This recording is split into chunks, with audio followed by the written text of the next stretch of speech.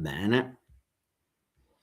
Buonasera a tutte e a tutti, soprattutto a coloro che si collegheranno in differita.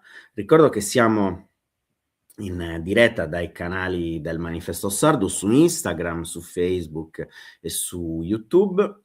Ringrazio l'associazione Tonino Pascali Sardegna Radicale, grazie soprattutto a Laura di Napoli e Gabriele Casanova per aver ideato e organizzato questa iniziativa sull'Iran e sul suo popolo in lotta per la democrazia, la libertà e la giustizia. Saluto le nostre ospiti e i nostri ospiti, siamo in attesa dell'attivista e scrittrice Pegam Shilpur, la dissidente e medico Virginia Pishmin, il dissidente del Consiglio di Transizione Ashkan Rostami e l'attivista curdo iraniano Behzad Barebar. Vorrei aprire questa live con una notizia di circa un'ora fa dalle agenzie. I ministri degli esteri dell'Unione Europea hanno trovato un'intesa politica per la designazione a livello europeo del corpo delle guardie della rivoluzione islamica, i cosiddetti Pasdaran, come organizzazione terroristica. Questa è una buona notizia.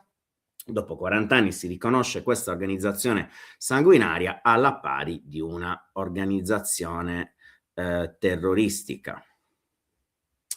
Allora, un secondo.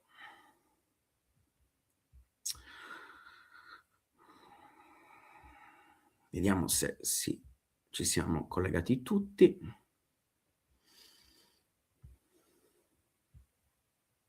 Ok. Allora, una breve introduzione prima di dare la parola alle nostre ospiti e ai nostri ospiti. La stima delle vittime della repressione delle proteste in corso in Iran vanno da circa 3.100, secondo i media statali di regime, a oltre 30.000 citate da fonti indipendenti e professionisti medici. La verifica purtroppo è ostacolata dalla chiusura quasi totale di internet, giunta ormai all'interno di quei giorni terribili, alla quarta settimana. La televisione di Stato iraniana ha riferito la scorsa settimana che durante le manifestazioni sono state uccise 3.117 persone, mentre la Fondazione dei Martiri ne ha dichiarate 2.427. Le autorità hanno etichettato le vittime come terroristi. Domenica scorsa la rivista Time ha citato 2 alti funzionari del Ministero della Salute iraniano, i quali hanno affermato che almeno 30.000 persone sono state uccise negli scontri di strada nelle città iraniane. Il Guardian ha riportato una cifra simile di 30.000 morti il 7 gennaio, citando le sue fonti, e ha aggiunto che un gran numero di persone erano scomparse.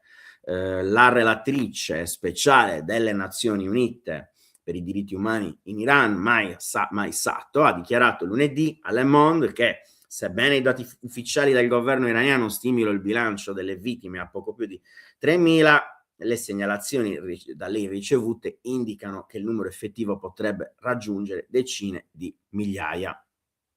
Amnesty ha documentato che le forze di sicurezza hanno ucciso almeno 28 manifestanti e passanti, tra cui bambini, in 13 città di 8 province tra il 31 dicembre e il 3 gennaio. Altre organizzazioni ONG hanno affermato che le forze di sicurezza iraniane, tra cui la Guardia Rivoluzionaria, hanno utilizzato illegalmente fucili caricati con pallini di metallo, idranti, gas lacrimogeni e soprattutto percosse contro manifestanti in gran parte pacifici. La maggior parte delle vittime è stata causata da colpi d'arma da fuoco e colpi d'arma da fucile, in un'escalation rispetto alle precedenti repressioni delle proteste in cui l'uso del manganello era più comune. Secondo fonti mediche, molte vittime sono state colpite alle spalle mentre fuggivano. Ecco, io ritengo che quello che sta accadendo in Iran dal 28 dicembre non è una semplice rivolta. È qualcosa che va molto oltre le proteste per la morte della giovane Mahsa Amini per mano della sanguinaria polizia morale iniziate a Teheran nel settembre del 2022. E non è rabbia contro chi si è macchiato del sangue di una ragazza che ha indossato il velo in una maniera impropria, no. A me pare, da osservatore esterno, leggendo ciò che accade e guardando i video, i pochi video girati da i manifestanti, che la rabbia sia totale. È una rabbia totale scatenata contro un regime che tiene in ostaggio un intero popolo. È una rabbia scatenata contro una classe dirigente che è corrotta, una classe dirigente di uomini molto piccoli che crede di essere onnipotente. È un regime di piccoli uomini che ha reso ridicolo il diritto costituzionale e lo Stato di diritto, azzerando completamente la democrazia, la giustizia e la libertà. Questa rabbia è scatenata contro chi ha trasformato le moschee e la fede islamica in uno strumento di propaganda per generare repressione, controllo sociale, tortura e morte contro i propri stessi figli. Ciò che sta accadendo in Iran oggi, poi condividerò questa mia riflessione con i nostri autorevoli ospiti, ha tutte le caratteristiche di una rivoluzione perché riguarda tutto l'Iran e non solo una sua parte. È una rivoluzione a cui partecipano tutte le classi sociali, tutte le generazioni, soprattutto giovani e poi le persone più escluse e più emarginate, la classe lavoratrice, la classe media, la classe intellettuale, dal mondo dell'arte, del cinema e persino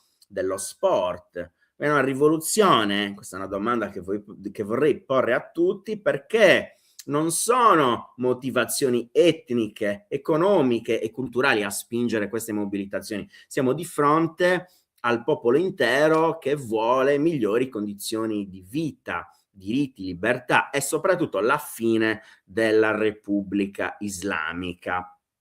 Riformisti e conservatori sono diventati la rappresentazione di due facce della stessa medaglia, due volti oppressivi, reazionari, autoritari, violenti dello stesso regime che si declina in tutto il mondo con il linguaggio del patriarcato, della violenza e dell'autoritarismo. Lo vediamo nelle immagini sui social di coraggiose attiviste iraniane che bruciano la foto della guida suprema con la sigaretta. Cosa ci racconta questa immagine?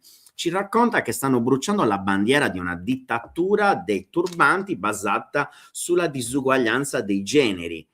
Queste donne stanno bruciando ciò che rimane di un'ideologia di morte, stanno bruciando la Repubblica Islamica, stanno bruciando il passato, il presente, il futuro di una società di maschi che vuole scegliere per conto delle donne. Stanno bruciando terrore, paura, torture e obblighi di uno Stato teocratico e della sua polizia morale, per riprendere uno slogan iraniano, e concludo la mia introduzione: dobbiamo stare al fianco di ogni voce che si solleva in Iran e urlare con loro che questo è l'inizio della fine, per usare un loro slogan. Questo è l'inizio della fine per la guida suprema, per il Consiglio dei Guardiani, per le guardie della rivoluzione islamica, per il presidente, per il suo governo, per un Parlamento che non è più espressione di un popolo stremato, un popolo arrabbiato. Quando diciamo che vogliamo la libertà per gli uomini e per le donne dell'Iran, e lo facciamo da il nostro umile osservatorio del Manifesto Sardo, lo diciamo anche perché riteniamo che i giornalisti, che le giornaliste, che il mondo dell'informazione, che i mediativisti debbano prendere posizione. Non esiste che una parte del mondo dell'informazione non sostenga le donne e gli uomini liberi dell'Iran. Non esiste che si debba avere una posizione terza. non esiste che non si debba prendere una posizione partigiana come operatori dell'informazione, e non esiste, soprattutto visto che siamo un organo della sinistra radicale, antagonista, come volete declinarla voi, che si debba difendere per una questione di campo il regime teocratico dell'Ayatollah, perché sarebbe contro l'America. Non ce ne frega niente, che cadano, che vengano cancellati, che si dia libertà e giustizia e democrazia al popolo libero. Non ce ne frega niente di ragionamenti rossobruni e campisti, vogliamo solo la libertà per gli uomini e per le donne dell'Iran. Nel ringraziarvi per l'ascolto di questa mia breve introduzione, vorrei dare ora la parola a Virginia Pishbin,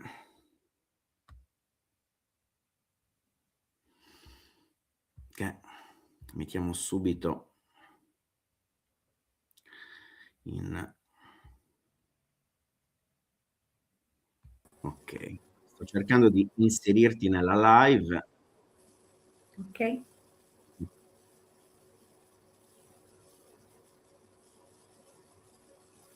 Eccoci qui. Mi sentite? Ti sentiamo benissimo. Ti sentiamo Bene. benissimo. Una breve introduzione su Virginia. Nata e vissuta a Sassari, suo padre era persiano ed è arrivato in Sardegna per studiare all'Università di Sassari nella facoltà di agraria, una scelta da ciò che ho letto nelle varie interviste di Virginia Pishbin, che è una scelta imposta dal regime che permetteva l'aiuto economico agli studenti esclusivamente per studiare all'estero materie tecniche. Qui conobbe una ragazza sarda che sarebbe poi diventata la moglie, con cui poi ha costruito una propria vita nella nostra isola, senza mai dimenticare l'Iran e la sua famiglia. Virginia Pishbin si laurea in medicina, si specializza, vince il concorso per dirigente medico e oggi lavora nell'ospedale San Francesco di Nuoro. La dottoressa Pishbin fa parte dell'Associazione Giovani Iraniani che sostiene il Consiglio Nazionale della Resistenza. Benvenuta Virginia. Grazie mille, buonasera a tutti e a tutte. Grazie per l'introduzione, perché è stata veramente magistrale. Hai dato bene l'idea di come questa ondata di rivolte sia una vera e propria rivoluzione.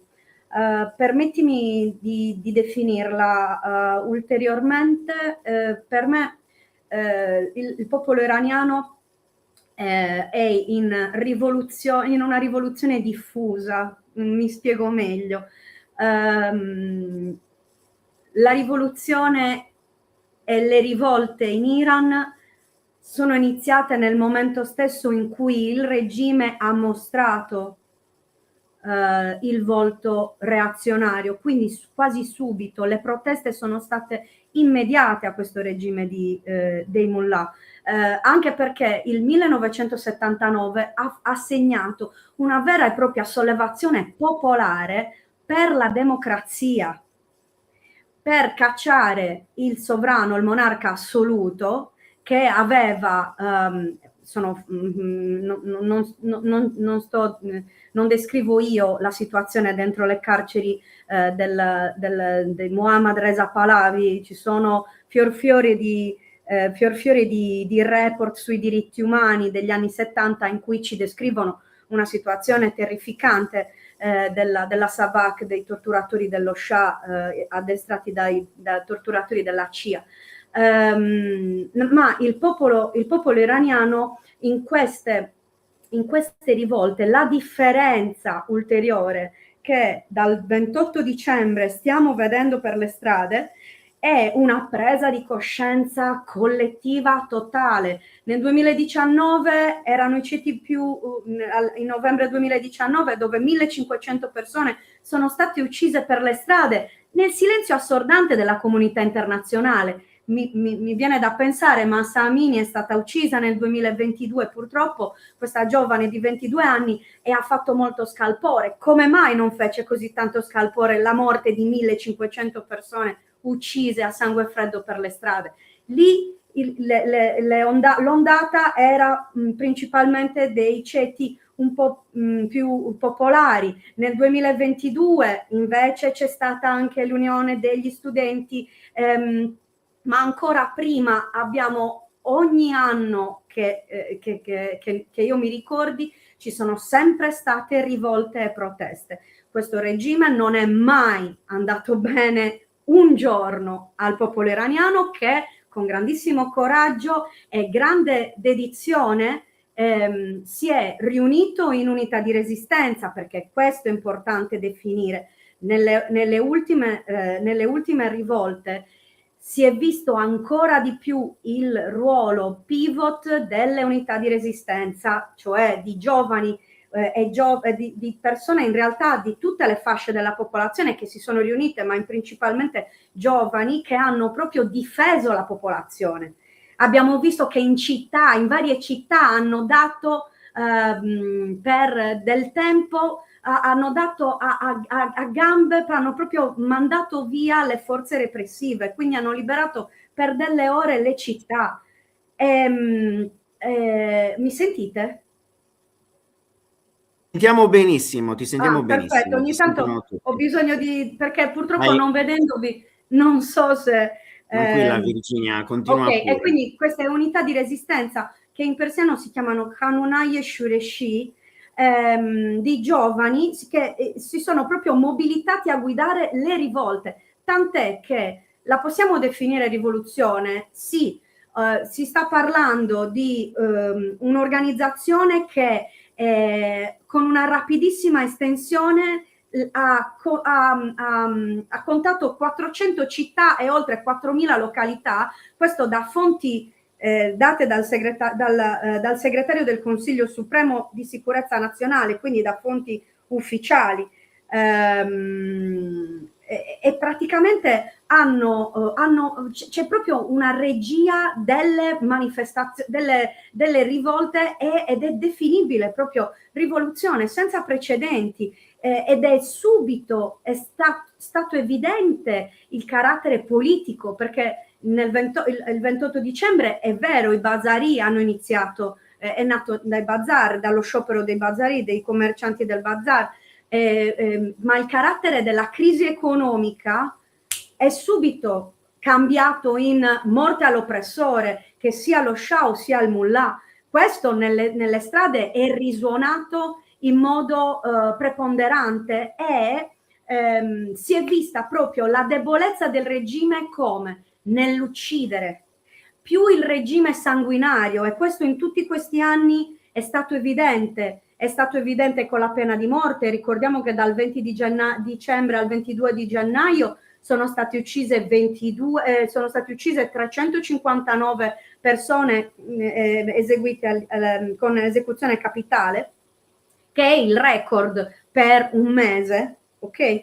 E nonostante migliaia di morti, decine di migliaia di arresti, ricordiamo che è un regime che nel 1988 si macchiò del genocidio di oltre 30.000 prigionieri politici in meno di 3 mesi, da luglio dell'88 al settembre dell'88.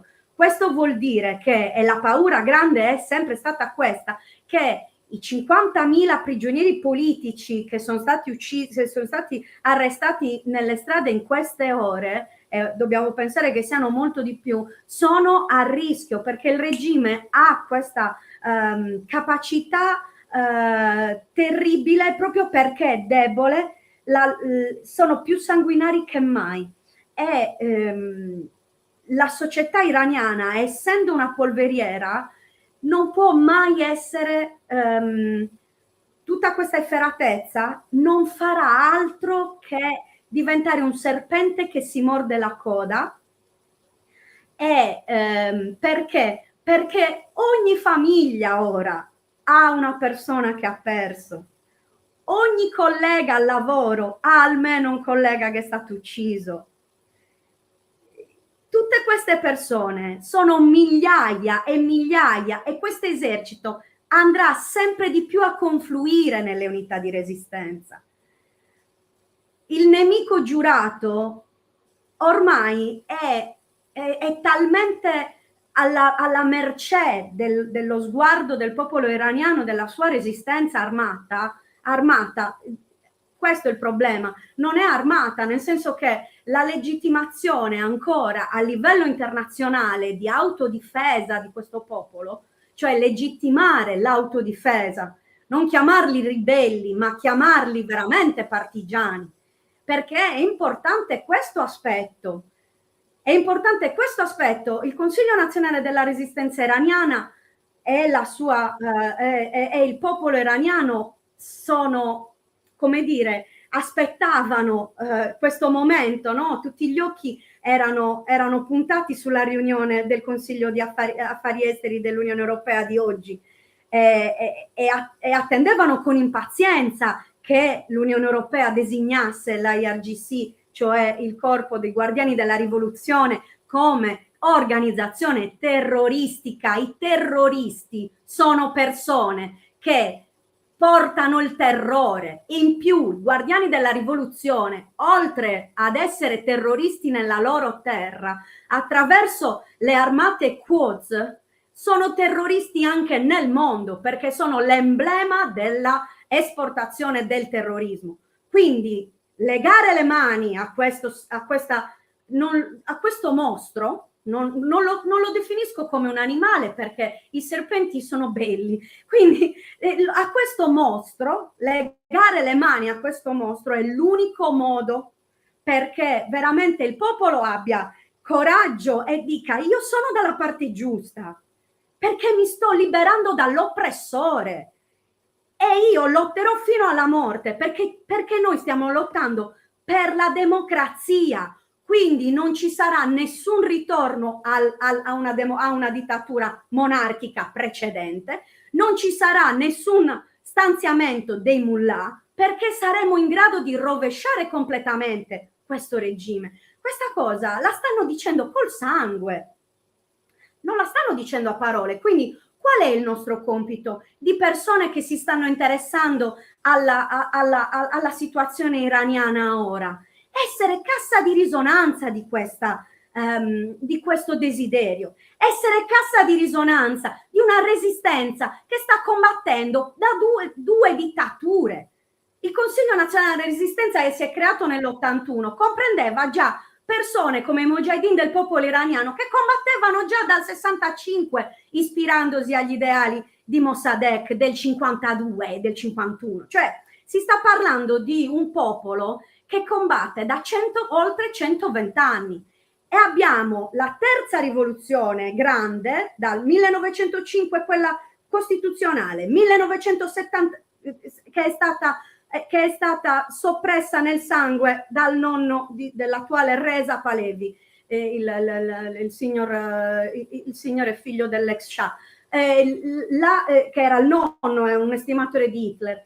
La seconda rivoluzione, che è stata nel 79, popolare, sono morte migliaia di persone per richiedere la democrazia, è stata rubata da Khomeini, è stata rubata dalla teocrazia. Ma vi immaginate che milioni di persone sono scesi in piazza per avere un ribaltamento dalla padella alla brace?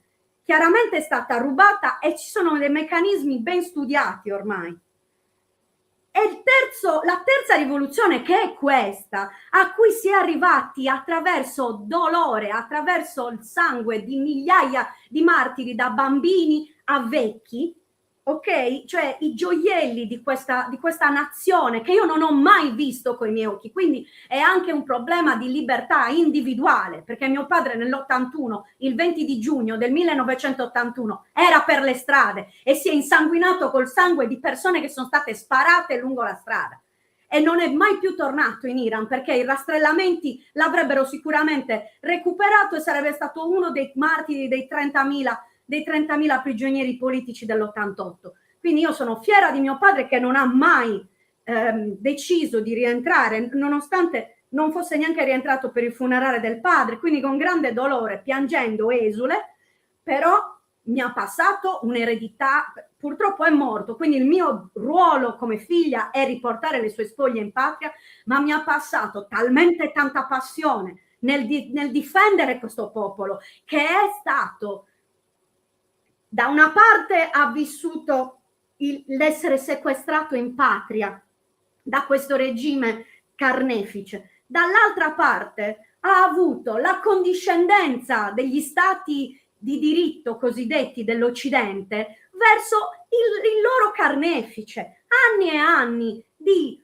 relazioni internazionali, di scambi commerciali, sontuosi scambi commerciali, meravigliosi scambi commerciali e soprattutto di relazioni sulla questione del nucleare hanno portato benzina, hanno portato aria a questo regime, hanno portato nutrimento a questo regime, riconoscendo la propria resistenza per scambi di petrolio nella lista dei terroristi, invece di mettere subito i Pasdaran nella lista dei terroristi. Quindi è importante riconoscere chi da anni si è preso l'onere di combattere, che è il popolo iraniano e la sua resistenza organizzata, è il fatto di aver speso così tanti giovani in questa lotta.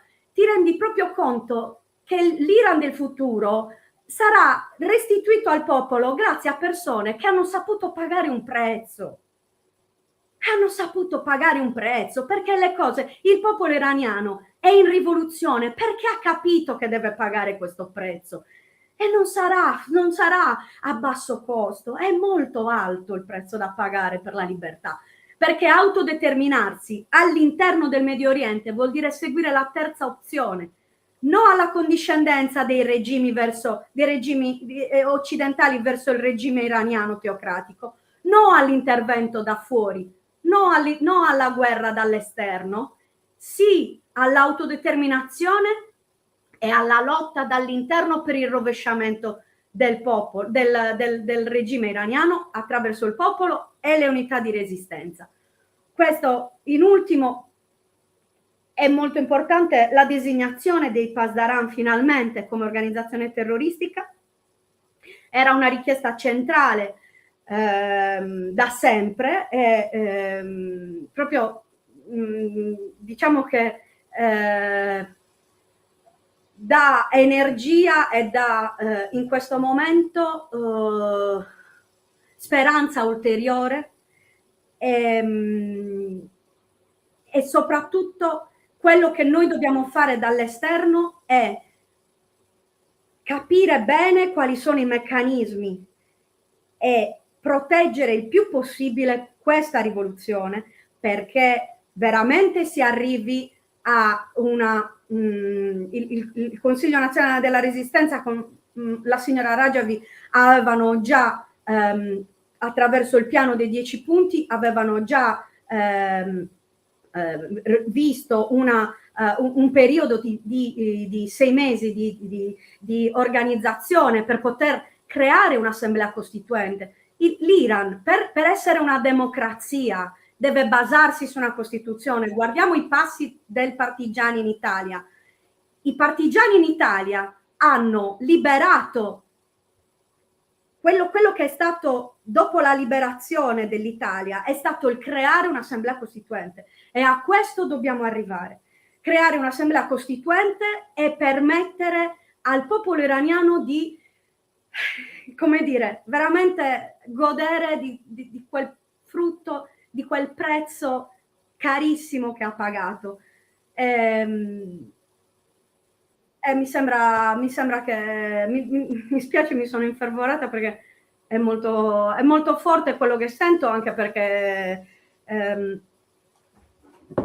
è importante perché è importante difendere l'alternativa democratica che il popolo iraniano vuole ed è importante perché c'è una propaganda molto pericolosa oggi sul figlio dello Shah e su coloro che stanno all'interno del regime iraniano sul fatto che davvero cioè, ci possa essere una transizione con persone che non rappresentano l'Iran. Il popolo iraniano non sta morendo per tornare indietro, il popolo iraniano è pronto al sacrificio, perché lo stiamo vedendo. Quindi questo vuol dire che nelle urne, solo nelle urne, si potrà decidere chi dovrà essere a condurre questa democrazia, e questa finalmente veramente una democrazia in Medio Oriente. Grazie. Grazie a te, Virginia Pishbin, per questo appassionato intervento. Io ricordo le presenze autorevoli all'interno della nostra live. Oggi parliamo di Iran con gli attivisti e le attiviste della dissidenza iraniana da vari punti di vista, in maniera plurale, le nostre ospiti e i nostri ospiti, dall'attivista e scrittrice Pegam Shirpour, la dissidente medico Virginia Pishbin, il dissidente del Consiglio di Transizione Ashkan Rostami e l'attivista curdo iraniano Behzad Balebar.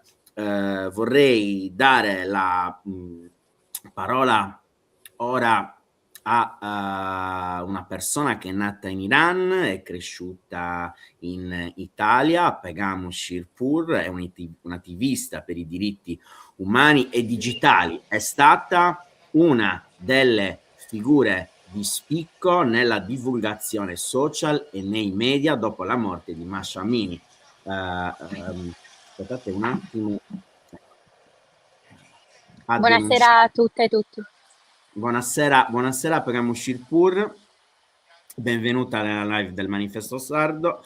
Pegam Shirpour ha denunciato il regime islamico facendosi voce delle donne iraniane. Nata in Iran nel 1990, si è trasferita in Italia con la famiglia quando aveva 9 anni. Nel 2022 è stata inserita nella lista dei 100 innovatori e innovatrici che hanno fatto la differenza, stilata da Startup Italia. Ha ricevuto anche un prestigioso premio internazionale a Palazzo Montecitorio e ha meritato le lodi del Presidente della Repubblica Sergio Mattarella. Nel febbraio del 23 ha partecipato al Festival di Sanremo, se vi ricordate, con un monologo sull'Iran e sulle donne iraniane, e nel 24 ha pubblicato il suo primo romanzo d'esordio, La notte sopra Teheran, per Gazzanti. Benvenuta a Pegam Shirpour. Grazie mille, grazie a voi. La prima, diciamo, se dovessi farti una domanda, vorrei chiederti che cos'è per te, che cosa significa essere resistenza contro un regime autoritario e violento, e quali sviluppi vedi nel futuro, anche alla luce della bella notizia che abbiamo avuto in queste ore dell'inserimento dei cosiddetti Pasdaran nella lista dei terroristi. Allora, diciamo, sono anni che gli iraniani dall'Iran gridano con ogni mezzo, con ogni modo quello che vogliono, cioè appunto la libertà, che va dalle cose più scontate che noi magari non possiamo neanche percepire minimamente, appunto, fino a anche la vita, appunto, il futuro del paese. E quindi io che sono, diciamo, nata e ho vissuto per i miei primi anni anche scolastici proprio quella propaganda del regime che porta avanti, no, il nemico o i nemici da cui bisogna difendersi, che bisogna credere nella guida suprema, insomma, l'ho vista, insomma, l'ho sentita. Poi è ovvio che essendo donna poi il corpo iniziando a cambiare, e inizia anche la società, insomma, a guardarla in altro modo. E questo poi ha portato, insomma, i miei genitori alla scelta di cambiare, insomma, lasciare il paese e di avere la possibilità appunto di crescere in un contesto libero, che non potesse, ecco, influenzarmi in maniera negativa. Questo devo dire che mi sento anche privilegiata, insomma, nell'aver avuto questa occasione, che non è assolutamente da tutti. A pensare che anche mio fratello, insomma, ha evitato il servizio militare obbligatorio, quindi ecco, sono tante cose che noi abbiamo potuto vivere in Italia in maniera diversa, e per gli italiani ovviamente potrebbe sembrare una cosa veramente assurda, ma è così, insomma. E quindi il mio compito poi è diventato il far immedesimare gli italiani nei panni degli iraniani, nella scrittura, nel racconto, in tutto quello che è la quotidianità, far capire che cos'è la quotidianità che gli iraniani dicono, che vogliono. E ecco perché, insomma, ogni luogo, ogni palco, ogni microfono e ogni cuore di persona doveva essere aperto sulla questione iraniana.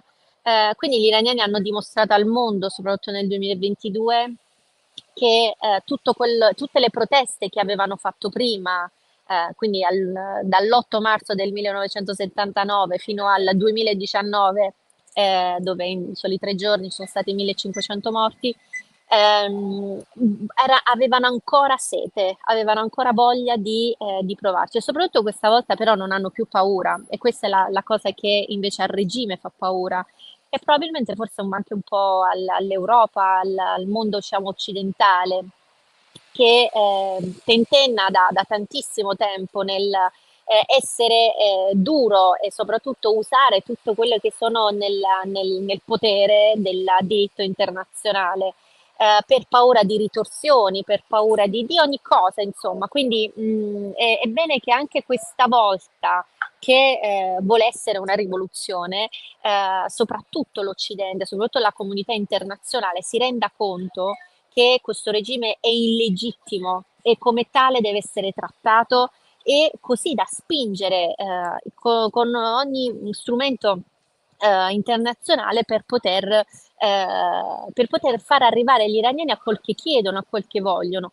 E quindi è importante che questa volta noi qui non tradiamo quella fiducia, non tradiamo quel modo, insomma, di sostegno vero che le altre volte abbiamo mancato. Quindi io continuerò a raccontare quelli che sono, purtroppo questa volta,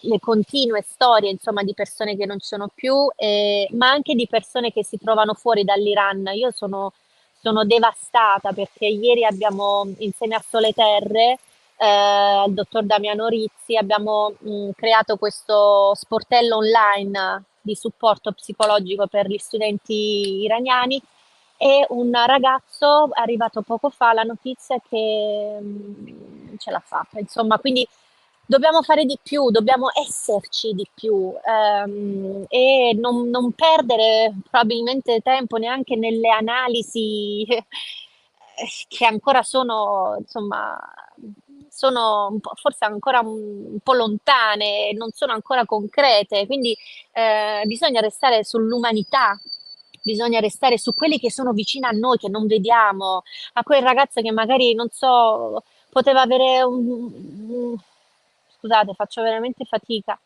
Perché ecco, avevamo cercato di mettere su qualcosa che potesse soprattutto essere d'aiuto concretamente, e questa concretezza su cui dobbiamo insistere, quindi invitare medici, insegnanti, aziende, chiunque possa fare qualcosa nel suo settore, e credetemi che si può fare tantissimo. Adesso stiamo portando avanti delle interrogazioni parlamentari, stiamo portando avanti con tutte le forze politiche, da destra a sinistra, il punto sulla responsabilità, perché adesso basta fare, diciamo, tifoserie, queste tifoserie che portano di nuovo il regime a vincere, queste tifoserie portano di nuovo a far cadere la libertà che chiedono gli iraniani. E quindi noi che siamo qui comodi, seduti, senza pericoli, e pensiamo di poter decidere o pensiamo di poter... Noi dobbiamo solo tradurre quello che dicono dall'Iran, ricordare al mondo che in Iran stanno chiedendo la libertà ed è nostra responsabilità di umani, esseri umani, di essere la loro voce e soprattutto fare pressioni politiche serie, non pressioni politiche ecco, su un determinato modo o visione di vedere il futuro dell'Iran, anche perché io penso che io e anche forse la persona che mi ha preceduto, insomma, e le persone che sono, diciamo, cresciute in Italia, insomma, è un po' difficile che possiamo in qualche modo vivere in Iran. Sì, sicuramente ci torneremo come prima cultura, no?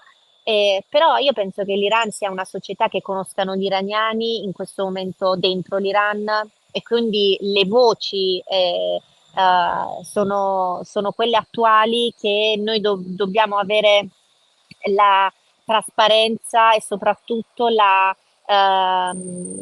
proprio la giustizia, no, del portale, perché già c'è il regime che censura, quindi è importante che noi qui, ecco, nella nostra umiltà anche di portare avanti quelle che sono le verità che insomma arrivano dall'Iran.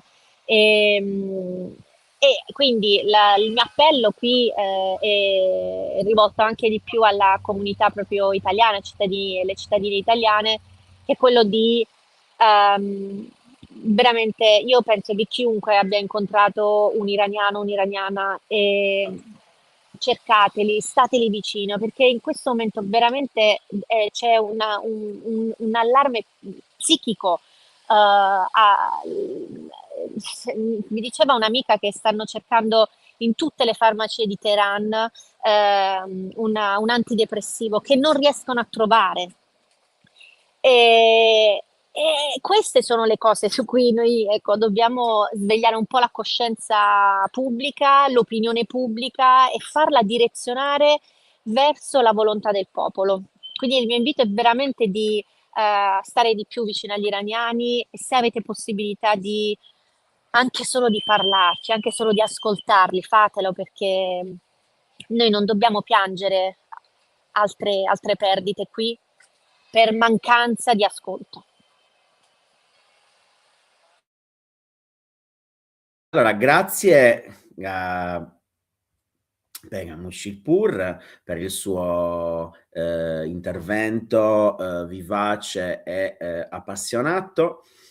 Continuiamo questa live. Vorrei dare la parola adesso al dottor Ashkan Rostami, un autorevole esponente della diaspora iraniana in Europa. Rappresenta all'estero il Partito Costituzionalista dell'Iran e da tempo prende parte al Consiglio di transizione dell'Iran. La sua voce, le sue analisi, le sue riflessioni sono spesso ospitate da testate internazionali. Benvenuto. Buonasera, grazie per l'invito. Allora, anche al dottor Ashkan Rostami vorrei fare una domanda relativa proprio a quella che è la visione, l'orientamento dell'opposizione democratica iraniana che vive lontano dal proprio paese. Ciò che viene declinato dalle opposizioni, perché chiaramente ci sono più punti di vista all'interno di questa galassia, oserei dire, per definire la resistenza iraniana all'estero. Sì, allora, prima di tutto permettetemi di farci un augurio. Dopo quasi un mese di brutte notizie stasera è arrivata la bellissima notizia che finalmente Unione Europea e Commissione Europea ha riconosciuto Corpo delle Guardie Rivoluzionarie come un gruppo terroristico, come doveva essere fatta anni fa. E quello che ci aspettavamo, magari già anche 2 anni fa, durante le proteste dopo l'uccisione di Mahsa Amini. Ma comunque ben venga, è successo oggi e siamo insomma tutti contenti. D'altra parte, sì, ovviamente è ovvio che è un fatto anche, diciamo, bello vedere che dentro l'opposizione iraniana ce ne sono diverse voci e diversi pensieri. Questo assolutamente ci dimostra la pluralità che esiste nel mondo politico di opposizione iraniano, che garantisce in qualche modo anche un futuro democratico per l'Iran, ovviamente perché fin di oggi, dal 79 in poi, grazie alla rivoluzione islamica, effettivamente siamo arrivati a solo avere una voce, ma questa opposizione in un modo o l'altro comunque dimostra che noi possiamo avere un Iran democratico come paesi occidentali. Ma rimane un fatto. Il fatto è che la cosa più importante oggi è che tra gli iraniani e il regime islamico c'è una mare di sangue. Una mare di sangue che non può essere pulito da niente e da nessuno. Quindi non c'è niente a tornare indietro. Ovviamente non torneremo indietro prima di dicembre. Noi andremo avanti. Per andare avanti, per battere questo regime, è chiaro che la gente con le mani nude non possono andare a lottare contro diverse forze armate del regime, che l'unica cosa che vogliono fare è uccidere, che sanno fare è uccidere dei manifestanti innocenti che vanno per strada per le loro libertà e per la democrazia. Basta ascoltare loro, io non chiedo più niente insomma di strano, basta semplicemente ascoltare quello che viene detto nelle slogan nelle strade di Teheran, in Iran ovviamente, ma anche qua, non solo in strade in Iran, ma anche di diaspora iraniana. Basta guardare le piazze italiane, basta guardare le piazze tedesche, piazze inglesi, negli Stati Uniti, ovunque. C'è solo un nome che viene chiamato, se piace o non piace. Un nome che ovviamente per ovvi motivi il popolo iraniano vedono come una figura per gestire la transizione.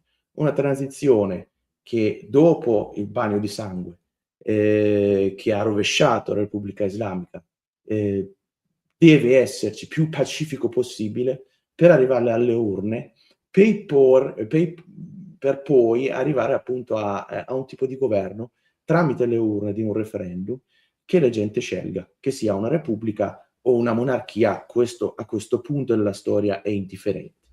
Ma è importante avere una transizione e gli iraniani, diciamo la maggior parte degli iraniani, hanno appunto scelto il principe Reza Pahlavi come la persona che può guidare questa transizione. Io rimango stupito per il fatto che certe persone, certi gruppi di opposizione che non hanno mai collaborato con altre parti di opposizione, oggi provano a rubare, a intitolarsi un movimento che, permettetemi di dire, questo non è una rivoluzione, questo è un risorgimento patriottico che è diverso da una rivoluzione. Un risorgimento che vuole totalmente distruggere quello che è stato costruito nel 79, quello che è stato costruito con aiuto di nostri amici qua, anche di islamici, di Khomeini, che ha preso il potere per distruggere un Iran che era un Iran moderno. Vi ricordo che l'Iran nel 1953 lo Shah di Persia ha dato il diritto del voto alle donne. Tante donne che prima non avevano neanche diritto di come vestirsi e come fare, si sono trovati di avere la possibilità di studiare, la possibilità di votare, la possibilità di vivere come persone normali, È ovvio che ci sono stati anche dei punti che possiamo criticare, e questo è abbastanza chiaro, tutte le sistemi politiche ce l'hanno a questo punto. Ma adesso non vogliamo parlare di passato. È vero che gli iraniani oggi vedono il loro passato come un punto di riferimento per magari tornare ad avere un futuro. Ma ovviamente è abbastanza chiaro che gli iraniani non dimenticheranno mai chi in 79 e prima di 79 ha aiutato Khomeini a prendere potere. Nei primi anni di suo potere di Khomeini erano a fianco di lui, poi quando hanno visto che hanno perso totalmente il credo politico, che Khomeini l'ha letteralmente cacciato via dal governo, e mi spiace dirlo, e veramente mi spiace dirlo, Khomeini ha ucciso anche tanti di loro. La sinistra iraniana è stata vittima di Khomeini in prima linea, perché sono morti in migliaia, sono stati uccisi da Khomeini e dalle guardie rivoluzionarie in decine e centinaia di migliaia, e questo nessuno può negarlo. Ma i iraniani non dimenticheranno anche quello che è stato fatto da alcuni quando si sono schierati con gli iracheni, a fianco degli iracheni per attaccare l'Iran, a fianco di Saddam Hussein per uccidere i giovani iraniani. I giovani iraniani che a quel tempo ovviamente non è che erano tutti con il regime, sono andati a lottare contro l'Iraq per il loro paese. Ma alcuni hanno deciso di schierarsi con l'Iraq e con Saddam Hussein. Quelli che chiaramente nel loro programma di 10 punti, visto che abbiamo nominato appunto questi 10 punti, parlano di, adesso ce l'ho proprio davanti a me, parlano di laicità dello Stato, mentre dentro il loro sistema non esiste questa laicità qui. Basta andare a guardare il video che vediamo, basta andare a vedere come si vestono insomma i capi di questo gruppo qui. Parlano di libertà di scelta, mentre sappiamo benissimo chi lascia questo culto, come viene trattato. Basta semplicemente ascoltare le cose che vengono dette. E perciò gli iraniani appunto non credono mai una persona che, con tutto il rispetto, non è nata neanche in Iran, non ha mai vissuto in Iran, ma adesso vuole decidere per l'Iran. Questa è la cosa più assurda che posso vedere, che posso anche sentire, che gli iraniani che vivono, sono nati in Iran e vivono in Iran, non capiscono niente, ma a quanto pare altri che non sono nemmeno nati in Iran sanno esattamente cosa devono fare per l'Iran e cosa devono decidere. Questo è un'assurdità che io non ho mai visto nella mia vita. Ma comunque va rispettato in un futuro dell'Iran, un futuro che noi immaginiamo, che sia una monarchia o una repubblica è indifferente, di nuovo ripeto questo, gli iraniani, tutti gli iraniani avranno la possibilità di partecipare nella vita politica, tutti gli iraniani, incluso chi è di sinistra o chi è di destra, anche questo è indifferente. Qualsiasi credo politico che non sia un credo politico per la lotta armata, non sia un credo politico religiosa, può partecipare, avrà diritto del voto, avrà diritto di voto a partecipare nel sistema politico dell'Iran. È assurdo vedere chi fin di ieri supportava il movimento la causa palestinese, oggi viene qua a dirci che non serve, che questa cosa è cambiata, che noi siamo cambiati. Non avete neanche un programma a guidare l'Iran, non avete neanche un programma da fare una transizione pacifica. Voi avete già scelto la vostra presidentessa, ma chi ha votato la vostra presidentessa? Cioè, basta chiedere agli iraniani, aveva ragione assolutamente Pegah, aveva assolutamente ragione. Basta semplicemente ascoltare e andare a parlare con gli iraniani, basta andare a vedere le piazze che ci sono in Iran, che piazze che ci sono qui, la diaspora iraniana, in Italia, ce ne sono in tutte le città. Tutti abbiamo la possibilità di vederlo, da Napoli a Roma, a Torino, Milano, Parma, Bologna, ovunque andiamo. Basta andare a parlare con questi giovani e vediamo cosa vogliono. La cosa è semplice, non è tanto difficile capire esattamente cosa vogliamo o cosa non vogliamo. Basta nominare delle persone, i personaggi che ce ne sono, e vediamo reazioni dei giovani che sono in piazza e stanno provando a appunto essere la voce del popolo iraniano.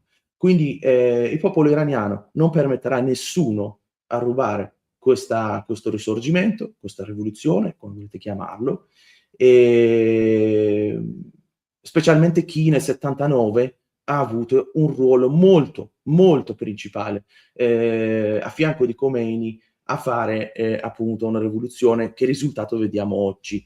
Veramente ci vuole tanto, tanto, ma tanto a oggi a sedersi qua a dire che gli iraniani scendono in piazza per una ideologia che nel 79 era a fianco di Khomeini, in 89 una parte dell'ideologia è stata totalmente, in 90 anzi, è stata totalmente distrutta dopo la caduta dell'Unione Sovietica.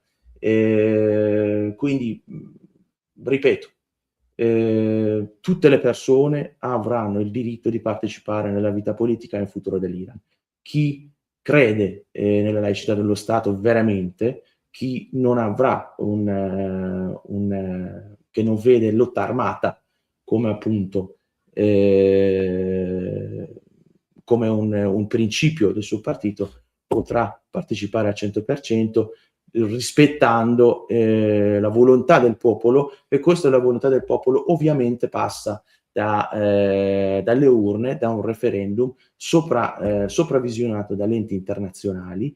Per arrivare a quel punto, appunto, però ci serve anche un aiuto, e questo aiuto ovviamente noi lo chiediamo, come abbiamo chiesto in questi ultimi mesi, da paesi occidentali, da Stati Uniti, da Israele e dall'Europa, ad aiutarci appunto a far rovesciare questo regime. È vero che comunque alla fine l'ultima spinta al regime lo darà il popolo iraniano da dentro, ma un aiuto serve da fuori. Grazie. Allora, io ringrazio Ashkan Rostami per questo suo intervento. Vorrei riprendere alcune cose che sono state dette, non tanto per fare una sintesi, ma perché credo siano delle cose che mettono d'accordo tutti e tutte, sia noi, sia voi, diciamo, ospiti e relatori di questa live, e sia anche, diciamo, le varie visioni anche all'interno delle nostre chat, nei vari canali social, che animano, devo dire, in maniera estremamente appassionata questa live, rasentando anche la tifoseria. Certamente una cosa che accomuna tutti è la necessità di immaginare il futuro dell'Iran con delle elezioni libere, urne libere, garantite da organismi internazionali, dalla comunità internazionale, che possano validare un risultato qualsiasi esso sia. La dottoressa Virginia Pishbin faceva riferimento anche a un'ipotesi di assemblea costituente, ricordando anche quello che le cittadine italiane e i cittadini italiani hanno vissuto alla fine del regime fascista nel 1945. Elezioni libere, assemblea costituente, perché no, anche un referendum che possa decidere quale forma in quale forma deve orientarsi il nuovo Stato persiano, libero e democratico. Vorrei riprendere anche le parole di Pegah Moshirpour, perché è importante il lavoro che lei sta facendo come mediativista e come attivista. Come Manifesto Sardo vorremmo dare voce allo sportello online che ha proposto, che sta seguendo per studenti e studentesse iraniane, perché ha ragione, al di là delle posizioni anche che noi occidentali possiamo avere, possiamo desiderare, in cui ci possiamo sentire vicini, è importante stare vicini comunque ai cittadini e alle cittadine iraniane, dare il nostro sostegno, stare nelle piazze con loro. Non siamo noi a decidere se ci deve essere lo Shah o se ci deve essere una presidente della Repubblica donna, o se ci deve essere la monarchia, o se ci deve essere una monarchia assoluta, una monarchia costituzionale, un regime liberal democratico. Non siamo noi occidentali a deciderlo, è il popolo iraniano che deve scegliere, lo deve scegliere attraverso un voto libero. Assolutamente d'accordo con voi su questo. Ora vorrei dare la parola al nostro ultimo ospite, l'attivista curdo iraniano Behzad Barebar. Io ho avuto il piacere di ascoltare alcuni suoi interventi all'interno di Radio Radicale, che è un mondo che raccoglie tutti gli interventi di sempre, di chi lotta per la libertà e per la democrazia in tutto il mondo, e devo dire che ho condiviso davvero delle cose, seppur era il 2019, il 2020 purtroppo non è cambiato nulla. Buonasera dottor Behzad Barebar. Accendo il microfono. Ecco, ora il microfono acceso. Buonasera a voi e grazie per l'invito, veramente. Ok. Allora, nel dare la parola al dottor Barebar, a lui vorrei chiedere, visto che è stata citata più volte la parola democrazia, la parola laicità, rispetto dell'uguaglianza dei generi, rispetto delle donne, uguaglianza nell'orientamento, nella costruzione dell'orientamento di un nuovo Stato. Vorrei chiederti come immagini e come declini queste parole. Per te che cosa significano queste parole? È stata citata più volte anche la parola rivoluzione. Come immagini questa rivoluzione che farà cadere questo regime autocratico, autoritario e violento? Innanzitutto vorrei dire che veramente sono contento oggi di questo voto qua, che per la realtà è da 30 anni che il Consiglio Nazionale della Resistenza Iraniana, sotto guida di Mariam Rajavi, aveva chiesto di inserimento, diciamo, dei nomi di Sepah Pasdaran nella lista terroristica. E questa qua è arrivato, meno male, secondo un vostro proverbio, dice meglio tardi che mai. È arrivato finalmente e siamo contenti di questo. Però io vorrei intanto parlare come un curdo qui tra di voi, poi magari se fosse la possibilità potrei parlare anche di tutto quello che ha detto il nostro amico preceduto da me. Io vengo da una città che si chiama Kermanshah, nel Kurdistan iraniano.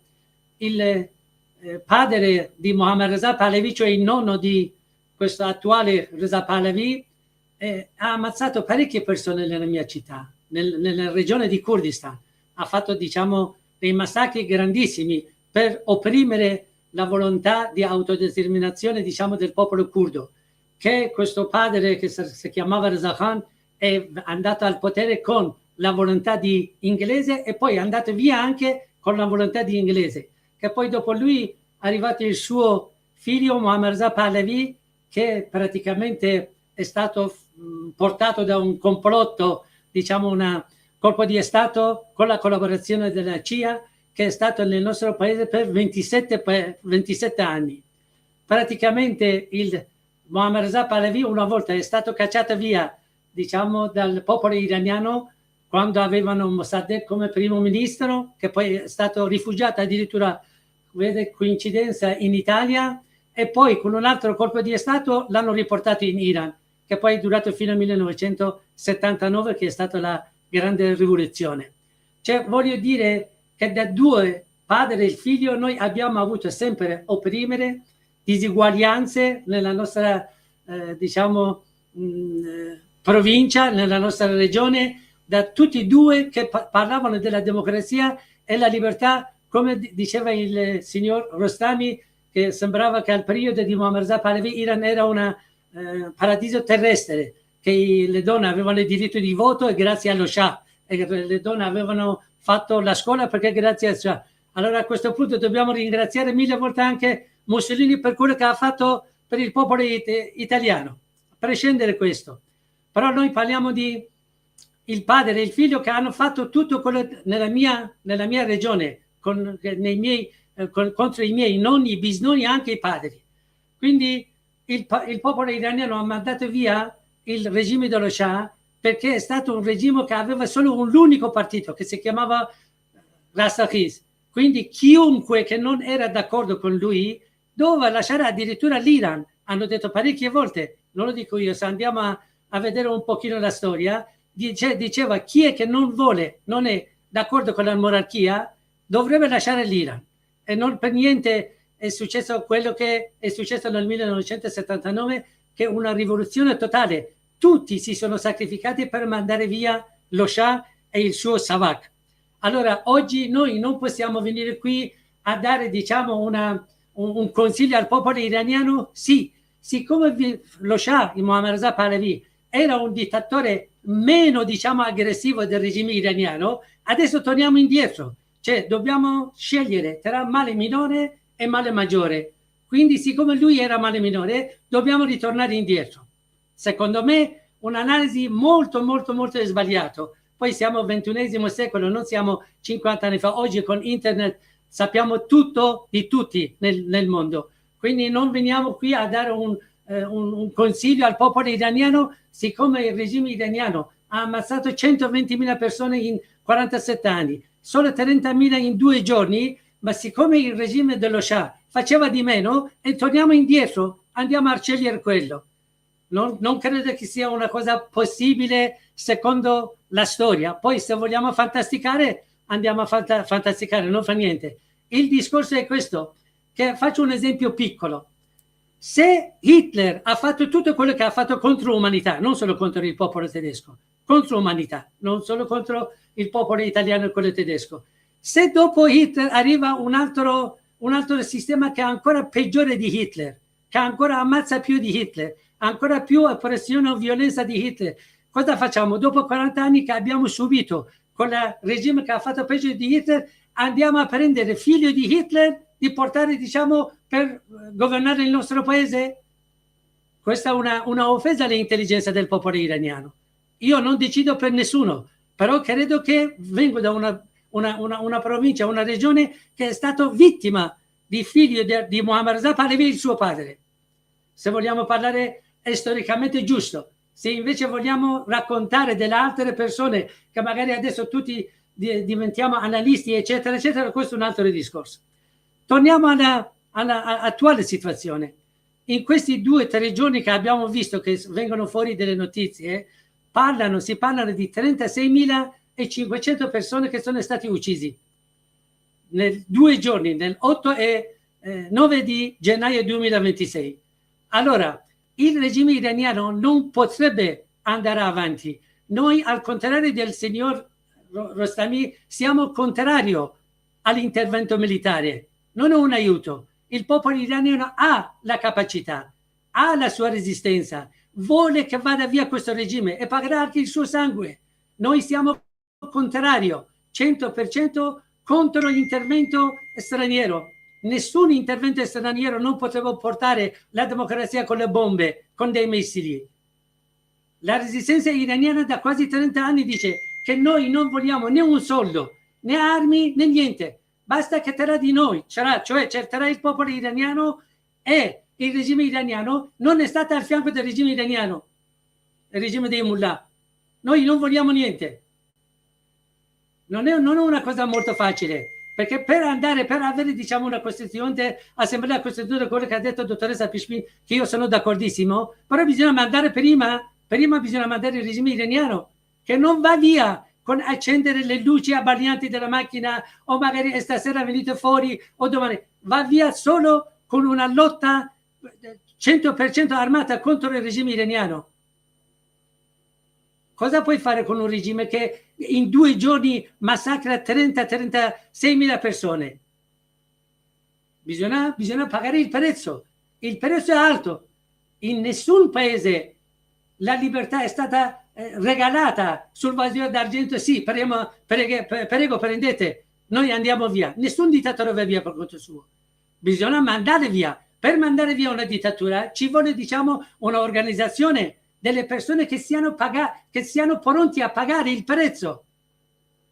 Il prezzo è alto. Stare sempre, diciamo, dietro la scrivania e dare, diciamo, delle cose, dei consigli, diciamo, teorici, benissimo, ci sta, va benissimo, però in realtà non si potrebbe mandare via una teocrazia così crudele come il regime iraniano. Noi abbiamo vissuto non solo il regime iraniano, 47 anni abbiamo subito anche la politica di accondiscendenza da parte di tutti i paesi occidentali, tutti, nessuno escluso.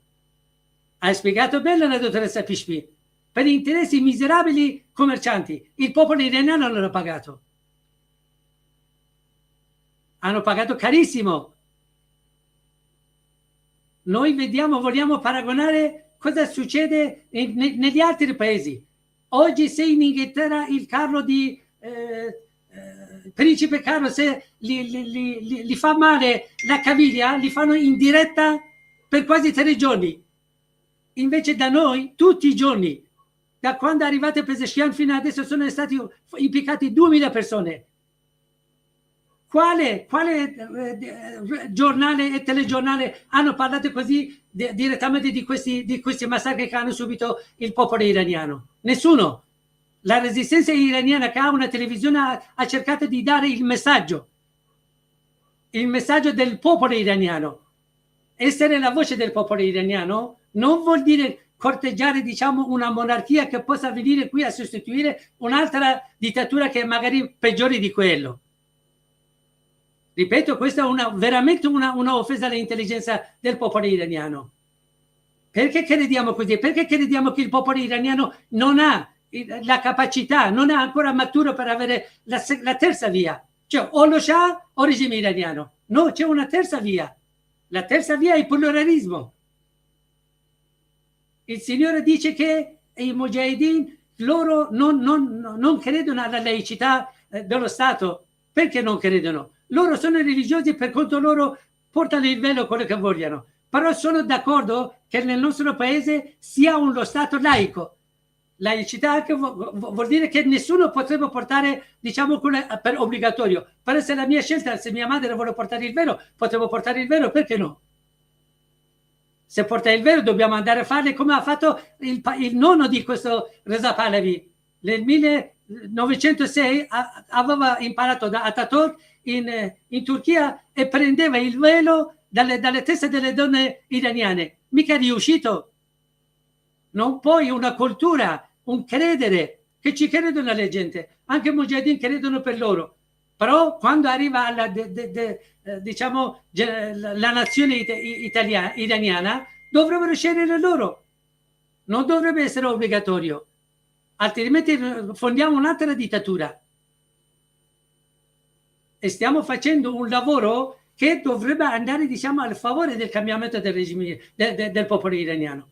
Noi non vogliamo una monarchia. Almeno io parlo di me e per quello che conosco nella regione di Kurdistan. Noi non vogliamo una monarchia, non vogliamo neanche la dittatura religiosa, vogliamo la libertà e la democrazia, il pluralismo.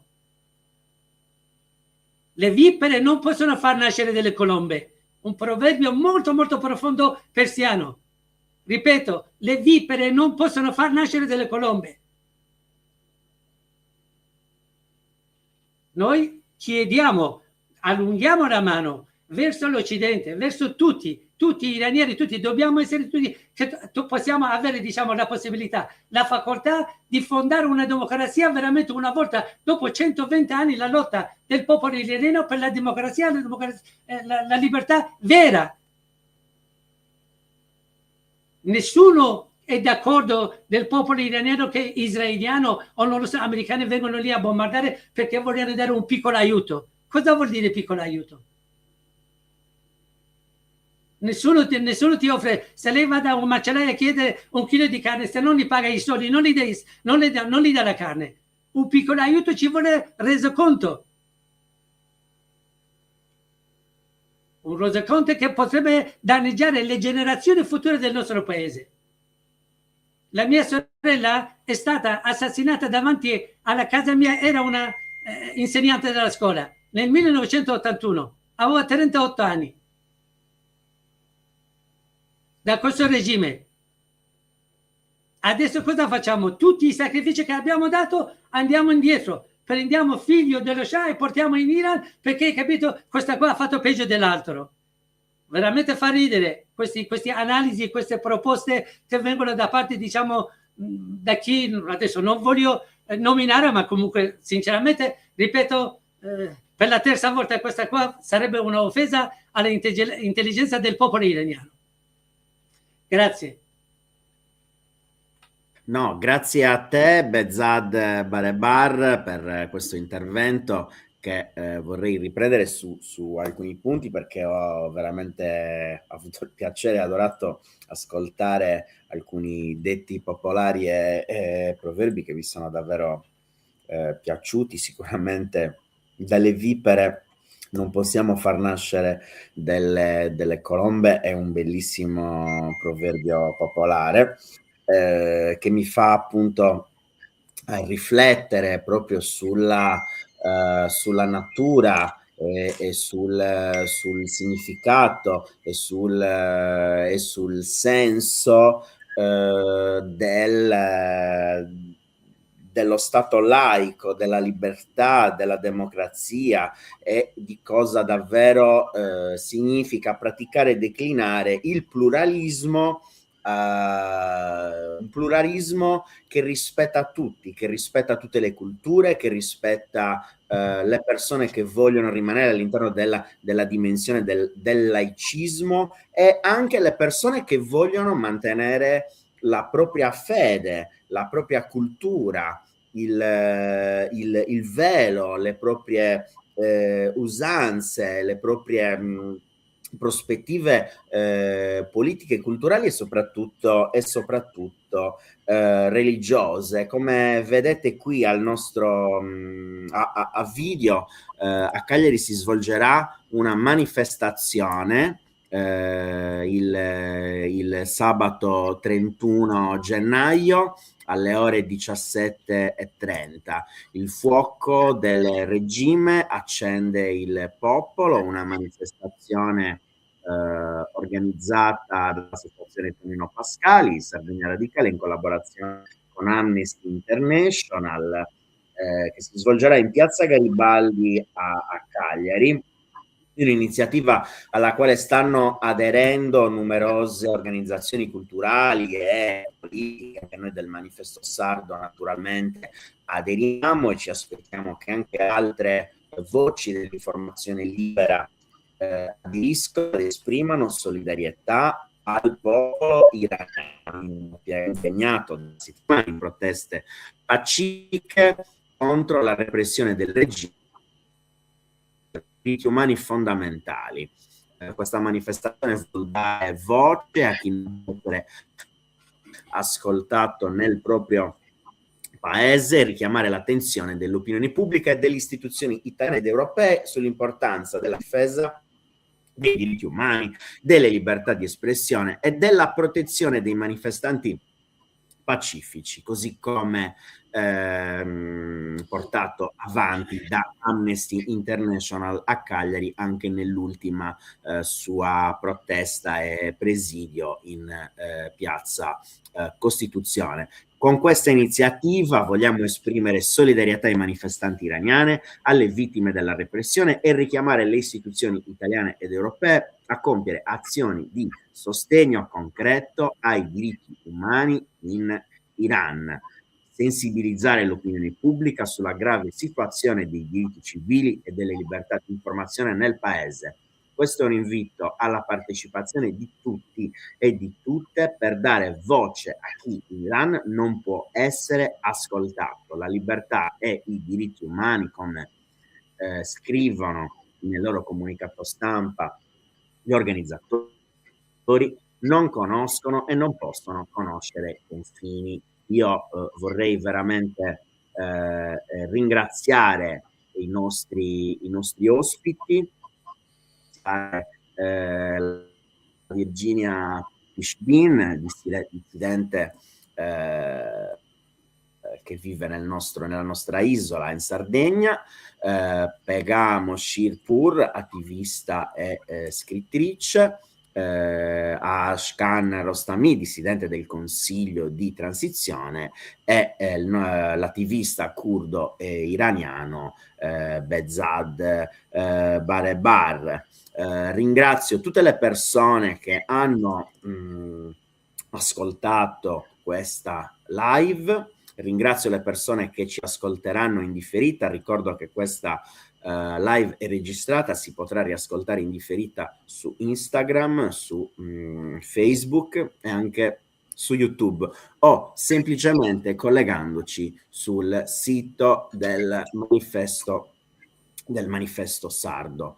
Ringrazio i miei amici dell'associazione Tonino Pascali Sardegna Radicale per questa bella iniziativa che abbiamo accolto con davvero molta passione e molta vicinanza. Grazie a tutte e a tutti. Non sarà l'ultima live che faremo a sostegno del popolo iraniano. Arrivederci. Grazie. Ciao, grazie.